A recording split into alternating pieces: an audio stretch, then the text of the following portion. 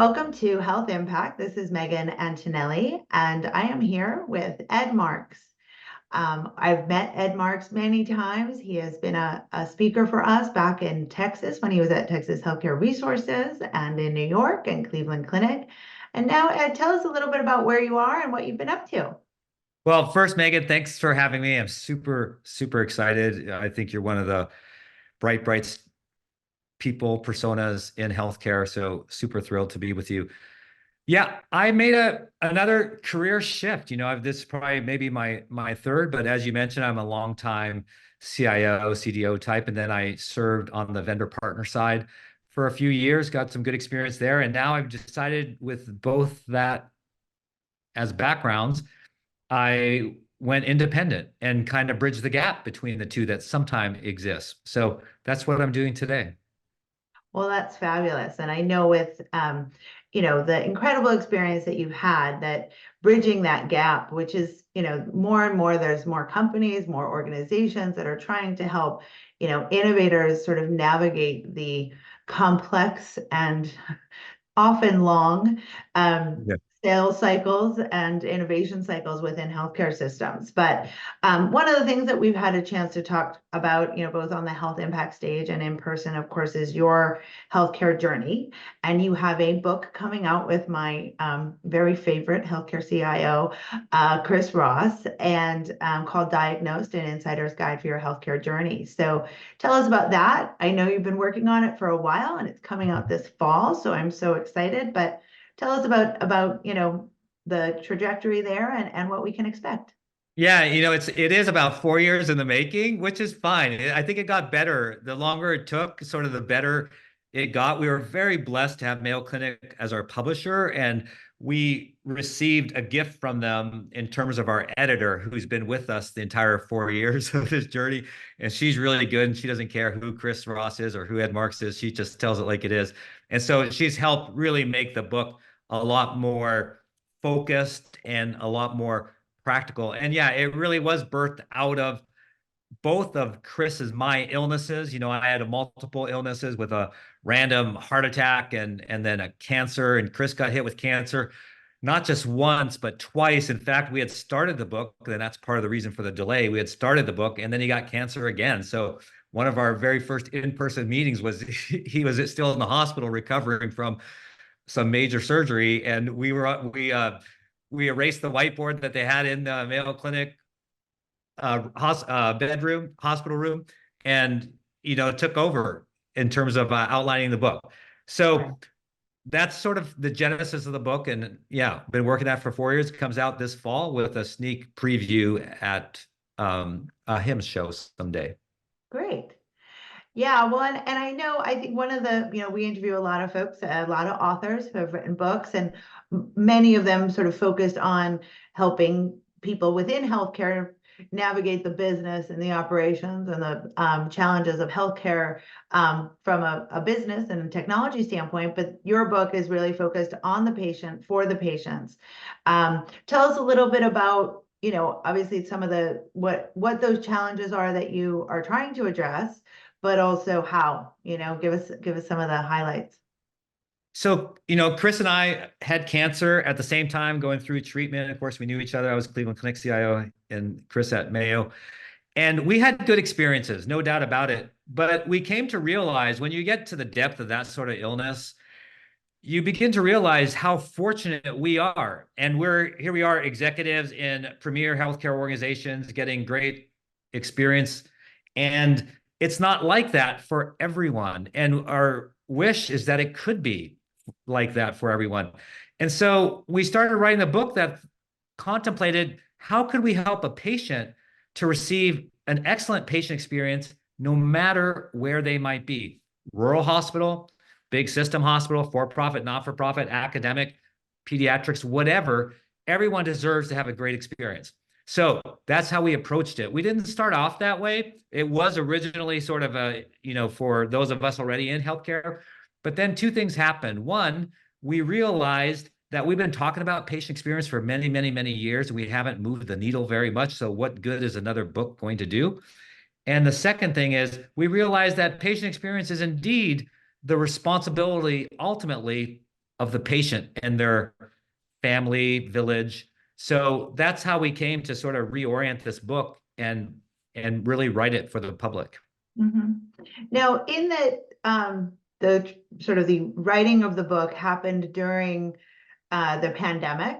Are there parts and lessons that you saw, or even changes? I mean, the industry has fundamentally changed um, in the last 3 years Yeah. that you've incorporated into that. Yeah, one thing that I think the pandemic kind of brought out, there's several obvious ones. So one maybe not so obvious, but it might seem obvious after you talk about it.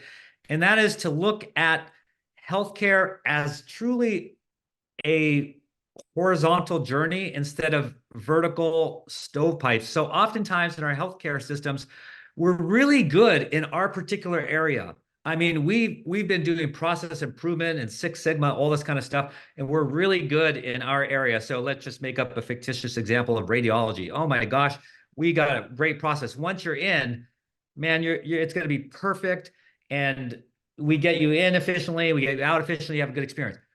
But then there's these handoffs. And even in the greatest systems, this happens. And so there's handoffs. So at one real example I'll give you, I'll use my dad. So I was helping my dad through a rather complex healthcare journey, and same hospital, same health system, really good one. And they would schedule his, one appointment at a radiology office to get updated scans, and it was located in the same building as his neurosurgeon. Now, you would think that they would schedule him because it took a lot of effort to get him to these exams at the time, because he wasn't very ambulatory. So someone had to come pick him up, put him in an ambulance, essentially, take him there, come back. The whole thing was like a 3 or 4 hour ordeal. Now, so I had to call and say, instead of having these appointments a day apart or 5 hours apart, why can't we put them together and look at it as one? And they did. To their credit, they did. So I kept doing that for him in that journey. But most people wouldn't know to make those type of calls, or that it could be different.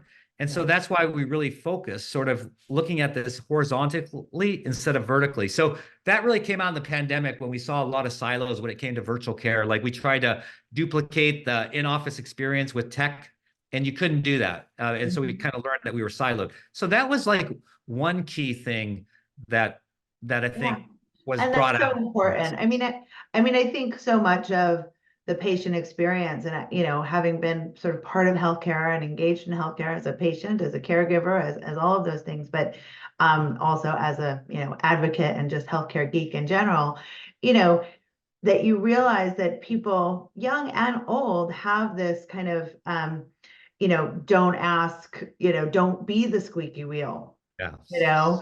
attitude. I mean, certainly watching my parents try to navigate the healthcare system, and then being like, no, don't say that, Right. don't ask that, and I would walk in like I was, about to sue, before the care got bad, Right.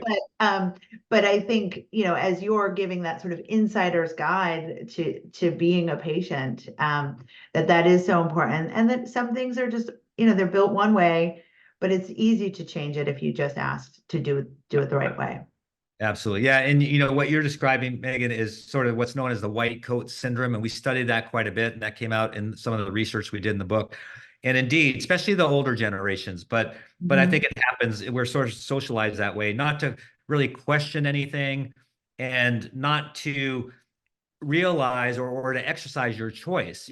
Not everyone has a choice in who they see, but most do. But we never think about that. Like, I want to interview, like, if this person's going to have my life in their hands, you can interview that person, make sure that you're comfortable with that person. Mhm. And if not, you can choose someone else, or you could look up, reviews on that person. But you can get directly involved in your own journey and make decisions that make you the most comfortable. So those are Absolutely. some, yeah, new ideas that Yeah. emerge. And then, one thing that I've been thinking about a lot, which has a lot to do with patient experience, which is that about those choices, right? I mean, there's choices of, do I want to go to a women's clinic, a virtual women's clinic, a virtual weight loss clinic, a virtual menopause clinic? Where do I want to bring my children to? Where do, and what type of, where do I want to have that healthcare? And so all of that is changing now, right? I mean, and as a person who's worked in a hospital and seen that, hospitals are not necessarily the first choice of where you Right. want to get your care. Have you been thinking about that? I mean, more, as you look at not just with the book, but as you advise technology companies and healthcare systems on, kind of what they're preparing for. Yeah. What do you think that's going to look like? I mean, as the One Medicals versus the, Yeah. Found Healthcares all compete in this space. Yeah, I'm been a big advocate at hospital at home and see that as the future. Although I have to admit, I was definitely wrong when it came to the pandemic. So prior to the pandemic, I was responsible sort of digital strategy where I came from. And one of our objectives and key results, which we thought would happen in 3 to 5 years, would be 50% of our outpatient visits would be virtual, 25% of our inpatient visits days would be at home. And then we even had one about doing surgery transcontinental. Mm. And when the pandemic happened, I thought for sure we were going to hit those numbers, right? And sure, as we all know, we saw a great uptick. Sometimes, depending on the organization, 80, 85% of all visits were virtual. And then it came crashing down. And I don't know about you, Megan, but I was kind of surprised how low we went. I was thinking we would hover maybe at 25%, but a lot of health systems tell me that they're back to where they were pre-pandemic, or maybe the last time I looked at an average of averages, which is some time ago, because I don't think people are reporting on it that much anymore because it's not happening very much, it was about 8%. So we went from 1%. So Chris always reminds me of this, though. He says, Ed, but we went from 1% to 8%. That's a pretty big change. So Mhm. in that case, it was good. But I do think we're Yeah. going to go more to the home for the reasons you were alluding to. The patient experience is better, the cost is less, the quality has proven to be the same or better. So there's no reason not to continue to look this direction and make plans to get there. Right. Yeah, no, it is interesting. I mean, my son had surgery during the pandemic, and it was knee surgery. It was, but we did the, all of the imaging and everything, because, we lived down south of LA and he was going to Cedars. So, we weren't going to go into the hospital. It was also far, and it was so convenient, right? I Yeah. mean, so for folks in the burbs like us, like that, I want to go to the major metro hospital, but Yeah. it's hard, but the telemedicine really helps with that. So it's interesting because you would think they would give, that incentive would be there. So I mean, I do wonder, did the numbers go down more because the hospitals aren't supporting it as much as they were for certain specialties where it's no longer necessary, or is it the patient choice? So coming back to the experience of that, because it was a great experience. Yeah. I get the sense that it's both of those. I had the same sort of thing. I had a knee challenge during the pandemic and I was getting physical therapy all virtual and it worked fine. And then I remember the day they were like, "Hey, you can come in now." And I'm like, "Why would I drive 30 some minutes to go for an hour PT session and drive 30 minutes back?" And then when I could do Right. it at home in front of the Zoom, with a great therapist. Right. Um, so, but not everyone feels that way. Like my dad, going back to my dad, he prefers sort of that social thing, that in person. But I Of think from course. a hospital point of view, they carry a lot of debt in those structures. And one way to get reimbursed and paid for that is in-person care. And so I think that's part of the driver. Part of it is change management. It's like, well, we're kind of used to that. That's what we do. We all go to this place to receive care. So I think it's multifaceted, but we have to get to hospital at home, I believe, because one, the tech is enabling a lot of that, but people are demanding better experiences and they don't want to go drive and wait around, wait Right. in rooms. And so I think it's going to happen. And we Yeah. got a little bit of a boost through the pandemic. And it'll just help that trajectory continue. Right. And as the connections between those, in some cases, whether it's, sort of disparate platforms, where we used to say the medical home was your primary care doctor, but now you've got, maybe it's a PT, app that is taking care of that, but then, connecting all of those. But then, so one thing I wanted to ask in terms of in the research and the work that you've done for this, like, what do you think the takeaways in terms of technology are? I mean, and we've talked about kind of technology isn't always the fix, right? The technology is generally there. A lot of the times it's culture, but I'm asking specifically, what are the technologies that are moving the needle on patient? Yeah. So going back to the beginning of our conversation, and just to frame it again, the book Diagnosed, An Insider's Guide for Your Healthcare Journey, that's the book for the patient. And as we did this research, and we did tons of focus groups with patients of all kinds, marginalized communities, we wanted to make sure everyone had representation. We also did a lot of focus groups with our peers and other healthcare executives. And so out of that, we had a lot of knowledge gained, and we created that white paper for that, which again will be coming out before the book. And that white paper is written for those of us in healthcare, and it covers about 5 different areas that we thought were germane for everyone to be aware of, just sort of the best practices we were finding out there. And again, none of this is like Ed Marx or Chris Ross or super smart people. No, we just happened to spend a lot of time in this and did a lot of research and a lot of focus groups. And so we're just sharing back what we learned. Only one of them, had anything really to do with technology. And so the rest were non-technology, and most of them didn't cost anything. That's the other one of the major findings, because a lot of times people say, well, we want to do more, but it costs too much money. So we sort of refute that argument. But I have to give credit to Chris for this concept. He goes, yeah, not only do we need a digital front end, but we need a digital back end, Mhm. which we don't talk about. We talk a lot about the front end, right? The patient portal and the ability to schedule, look at my results, all those sort of things, wayfinding. But what about the back end? Because that's where a lot of care gaps exist. So after I'm discharged, there's not all that information that I need is necessarily in the portals today. And so it's not in the front end because it's kind of back endish. And so it's not just the bill. We're not talking about billing and things like that when we talk about back end, but it's really knitting the whole front end and the back end together. And there's just something missing in the middle oftentimes. And like my discharge instructions, yeah, they gave me a printout, and I was confused when they were telling me because I was still dealing with the trauma or whatever the reasons were.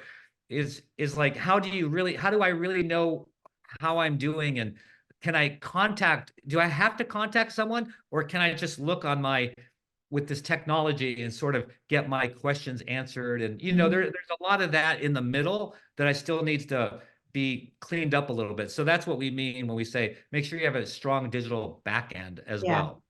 And that's important. And you would think, I mean, because of sort of readmission penalties and all of those things, that financially hospitals are incentivized to watch that back end and to give that proper care. But it isn't as easy, right? I mean, when you are going in, you're actively engaged, you're looking, you're asking, and then when you're out, you're healing, and it's a lot harder. So Yeah. that hand holding, digital hand holding can be more challenging, but certainly um, I just with conference season in full swing, seeing a lot of the remote patient monitoring tools that are happening and various communication things. It's pretty impressive to see what's out there to kind of begin to facilitate that, certainly.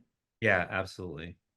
So as you look to some of the events and things that are coming up, you know, what are your, what has your message been to the folks that you're advising around, whether it's the people, the process, or the technology? What are you seeing, and what's your one takeaway for us and for them? Yeah. Well, I think the major takeaway, and I think we've done a couple presentations or have worked on presentations that we plan to give. And I think that one of the key messages for sure is that experience is never the reason for the successful or unsuccessful outcome, but could be the accelerator of either. Mhm. So we need to have a focus on experience in a real way because it will impact outcome. And so we need to be very intentional. And the other part of that is that experience, creating a great experience for your patients doesn't have to cost money. It doesn't have to have a person with a title of patient experience. You don't have to have an office of patient experience.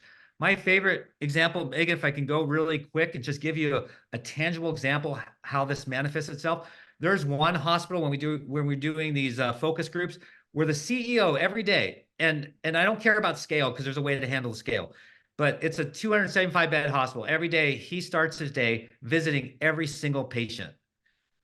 They don't need a chief patient experience officer, and there's nothing wrong with having one. So don't take that negatively, but you Right. don't have to have one, and they don't have an office. But what do you think that does culturally when you know your CEO is going to be with your patient every single day talking to them? Mhm. Everyone follows that lead. And of course, you can scale that easily so no one can say, well, that's a small hospital. Well, no, if you have a bigger hospital, you probably have more direct reports and each of you can divide up and it could be 275 for each. So, but the point, and I think it's a great hope, right? If I'm thinking about how do I do patient experience and oh my gosh, I can't afford all this technology and stuff. The technology is secondary. You can make it happen by the way you live, by the way you act, by the way you model to everyone in the organization, just how important it is to make sure that patients have a great experience. So Mhm. that's the key I takeaway. think I love that. And I think that's so, as we think of, where healthcare happens and why you want it to happen in certain places versus others, you don't choose to go to the hospital so that you can be remotely monitored. Right. Right. So Right. having that interaction with both your, whether it's your physician or the physician leadership within the health system, or whether it's the CEO, will make that, it does make that difference because that's why you're there, as you said, for your father, the social aspect of it, that feeling of, not being isolated, but having a care team that is taking care of you. So important and absolutely scalable. So as always, Ed, a pleasure talking to you. Thank you. I look forward to seeing you soon at upcoming Health Impact and other programs out there. And I can't wait for the book and the white paper. All right. Well, thanks again, Megan, for having me. And I look forward to seeing you at a Health Impact Conference. Thanks so much.